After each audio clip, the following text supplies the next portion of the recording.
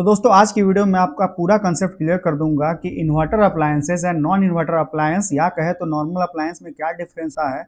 और दोस्तों जब भी इन्वर्टर अप्लायंस का जिक्र होगा तो वहाँ एक इलेक्ट्रिक मोटर जो कि वेरिएबल स्पीड में घूमेगा और वहाँ पे मोटर को घुमाने के लिए एक BLDC मोटर के साथ इन्वर्टर PCB होगा, जबकि नॉर्मल अप्लायंस या कहे तो नॉन इन्वर्टर अप्लायंस में इलेक्ट्रिक मोटर फिक्स स्पीड में घूमे और मोटर को घुमाने के लिए कैपेसिटर का यूज होगा जो कि ओल्ड टेक्नोलॉजी है। बस यही डिफरेंस है इन्वर्टर और नॉन इन्वर्टर में। अब दोस्तों जब भी इन्वर्टर आप कोई अप्लायंस खरीदेंगे इन्वर्टर, तो या तो वो फ्रिज हो या AC हो या वॉशिंग मशीन हो जो कि घूमने वाला है जिसमें कि मोटर होता है, उसी का जिक्र होगा। इन्वर्टर टेक्नोलॉजी बिल्कुल हमारे घर में जो इन्वर्टर होता है उसी के सिद्धांत पर आधारित है। जैसे कि जब हमारे घर की बिजली गुल हो जाती है तो इन्वर्टर जो कि 12 वोल्ट की बैटरी से हमें 230 वोल्ट 50 हर्ट्ज सप्लाई देता है, जैसा कि हमारे घर में ग्रिड से आता है 230 वोल्ट एंड 50 हर्ट्ज, ताकि जो अप्लायंसेज हैं वो ठीक से चल सके। वैसे ही इन्वर्टर टेक्नोलॉजी में जो अप्लायंस होता है उसके अंदर एक इन्वर्टर PCB होती है जो कि हमारे घर में जो बिजली आती है 230 वोल्ट्स एंड 50 हर्ट्ज, उसको ये अप्लायंसेस DC में पहले कन्वर्ट करते हैं जीरो फ्रीक्वेंसी पर।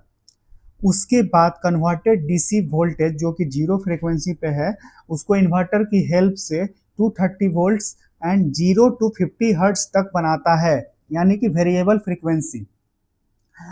अब जो मोटर होता है उसका एक फार्मूला मैं यहाँ लिख देता हूँ। मोटर की स्पीड का जो फार्मूला होता है वो फ्रीक्वेंसी के प्रोपोर्शनल होता है, ठीक है।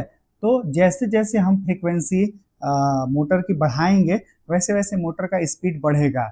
लेकिन यहाँ पे दोस्तों ध्यान देने वाली बात है कि लोअर फ्रीक्वेंसी पे भी हमारे मोटर का जो है टॉर्क वो हमेशा समान रहेगा, जैसा कि हाई फ्रीक्वेंसी पे होता है उतना ही टॉर्क मिलेगा।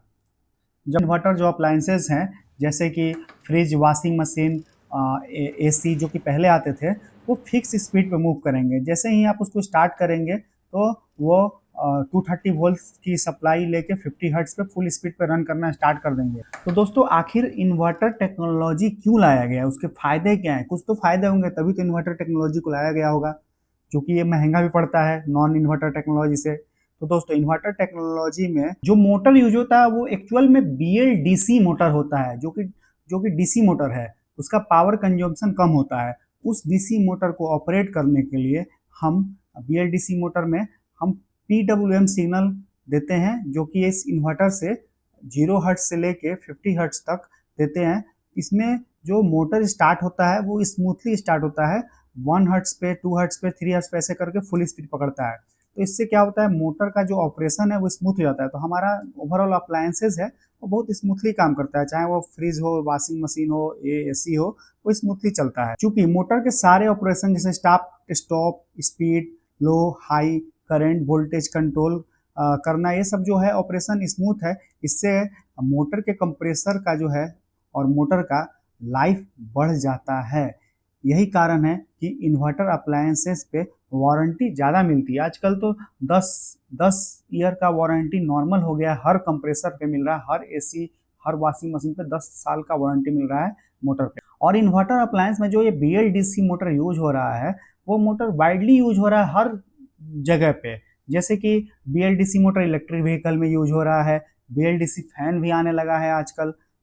तो दोस्तों अब बात करते हैं मिसकंसेप्शन की। मिसकंसेप्शन ये है कि इन्वर्टर AC जो है या इन्वर्टर वॉशिंग मशीन है, ये जो हमारे घर में इन्वर्टर है उससे चल सकता है, जबकि ऐसा नहीं है दोस्तों।